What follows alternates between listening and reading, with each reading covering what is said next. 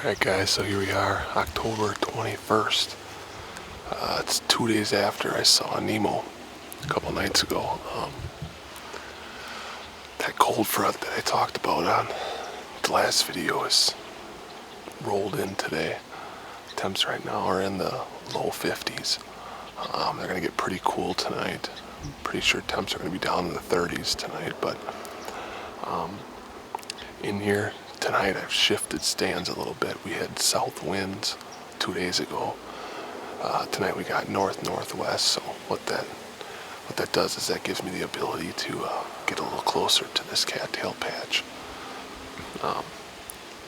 It's a just off wind, so my scent is just blowing outside the cattails, so I'm pretty close. I mean, I wouldn't be surprised if I'm within 100 yards of if he's bedded in the cattails, or if there are deer in the cattails. I'm probably within 100 yards of him, so it's a good stand. We do really good with the rut in here, so see what happens. This is a stand that my dad shot scratch in last year. It's always produced deer from this tree, so we'll see how it goes. Excited about tonight. Probably get out tomorrow morning too, but maybe we can seal the deal tonight. Stick with us. Let's hunt.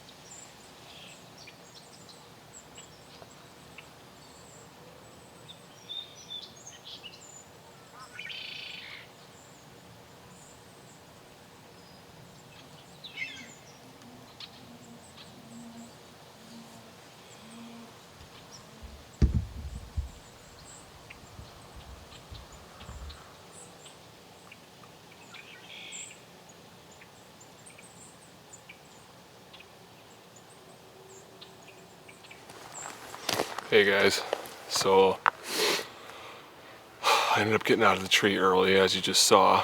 Nemo was right there. He ended up coming out of the cattails, just kind of as I thought.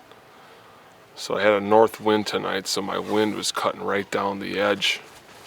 He was directly southwest of me, and the wind was north with a little bit of northwest in it. If it would have been northeast, I wouldn't have even picked that stand, but it was actually more west than I had thought, which was good. It ended up helping. But as you can see, he came out of the cattails down that path. I about crapped my pants when I saw him standing there. I think it's going to be a little fuzzy on camera. I couldn't focus the camera because I was grabbing my bowl and I held that on with my left hand.